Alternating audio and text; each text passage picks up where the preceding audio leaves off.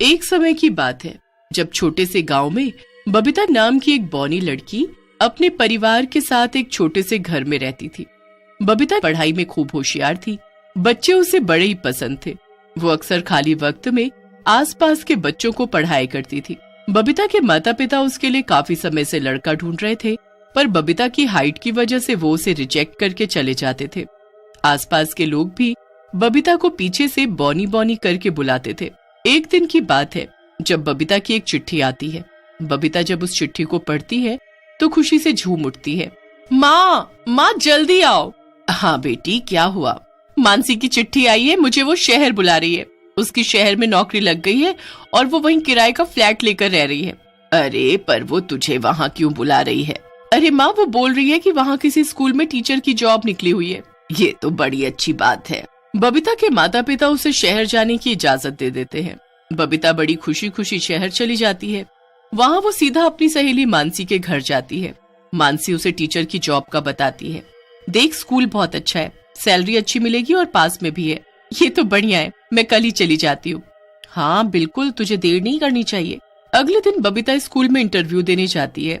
सब बच्चे उसको अजीब तरह से देखकर उसका पीछे से मजाक उड़ाते हैं।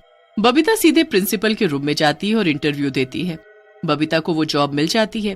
वो बड़ी खुशी खुशी घर जाती है और मानसी को ये बात बताती है। मानसी भी बबीता की जॉब लगने से बड़ी खुश होती है।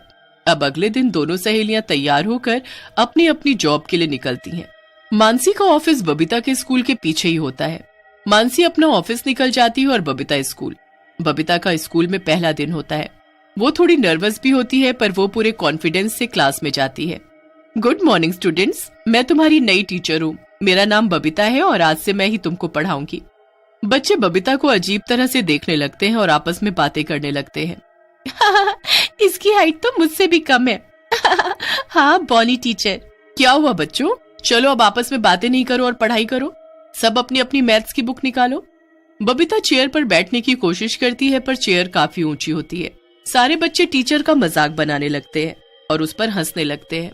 उसके बाद बबीता खड़े होकर ही बच्चों को पढ़ाने लगती है। अब बबीता चौक उठाती है, पर वो ब्लैक बोर्ड तक पहुंच ही नहीं पाती। सारे बच्चे बबीता के ऊपर फिर से हंसने लगते हैं। बॉनी टीचर है ये तो भाई, बॉनी। बबीता पीछे मुड़कर देखती है तो बच्चे उसे देख एकदम चुप हो जाते हैं। क्या बोला तुमने मुझे? बॉनी टीचर। देखो बच्चों, गुरु का मजाक नहीं बनाते। हाइट और शक्ल से कुछ नहीं होता, हमारा ज्ञान ही हमें पहचान दिलाता है। चलो अब चुपचाप पढ़ो। बबीता फिर चेयर लेकर आती है और उस पर चढ़कर ब्लैक बोर्ड पर लिखने लगती है। बबीता का पहला दिन स्कूल में बिल्कुल अच्छा नहीं जाता। हर कोई उसे अजीब नजरों से देख रहा होता है और सब उसकी पीठ पीछे उसका मजाक बना रहे होते हैं। बबीता बड़े उदास मन से घर वापस आती है और मानसी को सारी बात बताती है। अरे बच्चे तो ऐसे ही करते हैं, थोड़े दिन में वो तुमको पसंद करने लगेंगे, देखना। हाँ शायद। अब बबीता रोज स्कूल जाती है, पर उसके साथ रोज वही सब हो रहा होता है। उसे पढ़ाने में बड़ी ही मुश्किल हो रही होती है। हर दिन बच्चे उसके साथ अजीब अजीब मजाक करते हैं। बबीता को अब ये सब बर्दाश्त नहीं हो पा रहा होता और वो छुट्टी लेकर घर वापस आने लगती है। उसका दिमाग रोड क्रॉस करते वक्त भी बस एक जगह घूम रहा होता है। उसको जरा भी होश नहीं होता कि उसके सामने से एक ट्रक आ रहा है। ट्रक बबीता को कुचलते हुए निकल जाता है, पर ट्रक के निकलते ही बबीता वापस खड़ी हो जाती है और चलने लगती है। फिर पीछे से उसे कुछ लोगों का शोर आता है। हे भगवान, ये क्या हुआ है? बबीता आगे जाकर देखती है तो उसके सामने उसकी ही लाश खून में लथपथ पड़ी होती है। अपने आप को मरा देख बबीता को यकीन ही नहीं होता। वो खुद को देखती है और छूने लगती है। फिर तभी सामने दुकान में शीशे के दरवाजे में उसकी नजर पड़ती है। वो अपना ही चेहरा देख डर जाती है। ये क्या? ये नहीं हो सकता, मैं मर चुकी हूँ। मैं तो एक चुड़ैल बन गई हूँ। किसी को भी वो चुड़ैल दिखाई नहीं दे रही होती। वो अपनी सहेली के पास घर जाती है, पर उसकी सहेली भी उसे नहीं देख पा रही होती। मैं नहीं मर सकती, मैं नहीं मर सकती। अगर उन बच्चों ने और स्कूल के बाकी लोगों ने मेरा मजाक ना बनाया होता तो मैं जिंदा होती। बहुत बुरा किया मेरे साथ। अगर मैं बॉनी थी तो क्या मुझे जीने का हक नहीं था? अब मैं सबको सबक। बॉनी चुड़ैल अब गुस्से में अपनी मौत का बदला लेने का सोच लेती है। अगले दिन स्कूल में जब बच्चों को पता चलता है कि उनकी आज कोई नई टीचर आ रही है तो बच्चे बड़े खुश होते हैं।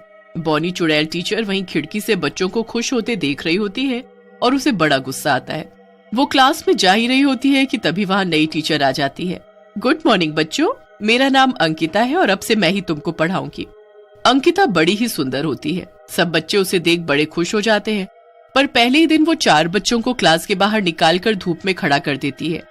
अरे यार, ये टीचर तो बात बात पर चिल्ला रही है, और देखो ना, छोटी सी बात पर हमें क्लास के बाहर निकाल दिया। हाँ, वो हमारी पुरानी बॉनी टीचर तो कभी ऐसा नहीं करती थी। उनका तो हम मजाक भी उड़ाते थे, तब भी वो ऐसा नहीं करती थी। पता नहीं कहाँ चली गई वो अचानक। चली गई होगी थोड़े दिन छुट्टी पर। अरे ये कैसी टीचर है, इसने तो बच्चों को बाहर निकाल दिया। बाहर इतनी धूप है, अगर कोई बेहोश हो गया तो। चुड़ैल को अब उस टीचर पर बड़ा गुस्सा आता है और वो दूर खड़े पेड़ की एक डाली जादू से बच्चों के सिर पर झुका देती है और उनके सिर पर छांव कर देती है। अरे सरिता, ये हमारे सर पर पेड़ की डाली कैसे आ गई? पेड़ तो जबकि इतना दूर है। अरे हाँ, सही में, ये कैसे हुआ? इतने में बेल बज जाती है। सब बच्चे लंच के लिए ग्राउंड में भाग जाते हैं। अगले दिन बॉनी चुड़ैल टीचर बच्चों को सबक सिखाने फिर से स्कूल आती है, पर वहाँ तो नई टीचर ने पहले ही पूरी क्लास को पनिशमेंट के लिए खड़ा रखा होता है। मैंने बोला था ना शोर मत करना, पर तुम बच्चों को समझ नहीं आता। आज तो तुम सब के सब गए, सबके सब हाथ आगे कर लो। नई टीचर एक मोटा डंडा निकालती है और बस फिर सबसे पहले राहुल के हाथ पर जोर से मारने ही वाली होती है कि तभी बॉनी चुड़ैल टीचर वहाँ आकर अपना हाथ उस बच्चे के हाथ पर रख देती है। नई टीचर राहुल के हाथ पर डंडे ही डंडे मार रही होती है, जो उस बच्चे को न लगकर उस बॉनी चुड़ैल टीचर को लग रहे होते हैं। इतने छोटे बच्चों को मारती है, इसे तो मैं बताती हूँ। बॉनी चुड़ैल टीचर डंडा पकड़ लेती है। नई टीचर को कुछ समझ नहीं आ रहा होता कि आखिर ये सब क्या हो रहा है। अरे ये मेरा डंडा किसने पकड़ लिया? बॉनी चुड़ैल टीचर नई टीचर से डंडा छीनकर उसी को पीटना शुरू कर देती है। सारे बच्चे ये सब होता देख बड़े हैरान हो रहे होते हैं। ये डंडा हवा में कैसे घूम रहा है? ये तो कोई जादू है या फिर कोई भूत। बॉनी चुड़ैल टीचर नई टीचर को अच्छा सबक सिखाती है। बच्चों को मारती तो कुछ नहीं, खुद को डंडा पड़ा तो कैसे भागी। नई टीचर को ऐसे डर कर भागते देख बच्चे बड़े खुश होते हैं। बॉनी चुड़ैल टीचर भी वहाँ खड़ी उनको देख रही होती है, पर बच्चों को वो दिखाई नहीं दे रही होती। ये टीचर तो लगता है अब दोबारा नहीं आएगी, पर एक बात तो है, हमारी पुरानी टीचर बहुत अच्छी थी। सच में? क्या किसी को नहीं पता कि वो स्कूल क्यों नहीं आती? नहीं। तभी वहाँ खड़ी बॉनी चुड़ैल टीचर एक चौक उठाती है। उसके बाद वो चेयर को खिसकाकर ब्लैक बोर्ड के पास लाती है। बच्चे ये सब देखकर अपनी अपनी जगह एकदम सुन्न खड़े हो जाते हैं। उनकी आंखों के सामने चेयर खिसकती है और फिर चौक हवा में उड़ती है। उनको यकीन हो जाता है कि वहाँ कोई तो है। अब ब्लैक बोर्ड पर बॉनी चुड़ैल टीचर कुछ लिखने लगती है। अरे बच्चों देखो, ब्लैक बोर्ड पर कोई कुछ लिख रहा है। मैं तुम्हारी बॉनी टीचर हूँ, मतलब क्या आप हो यहाँ हमारी पुरानी टीचर? हाँ, क्योंकि मैं मर चुकी हूँ और मरने के बाद चुड़ैल बन गई हूँ। अब मैं तुमको नहीं दिख सकती। मतलब वो सब मदद आप ही कर रहे थे हमारी? ये कैसे हुआ मैडम? आप हमें छोड़कर क्यों चले गए?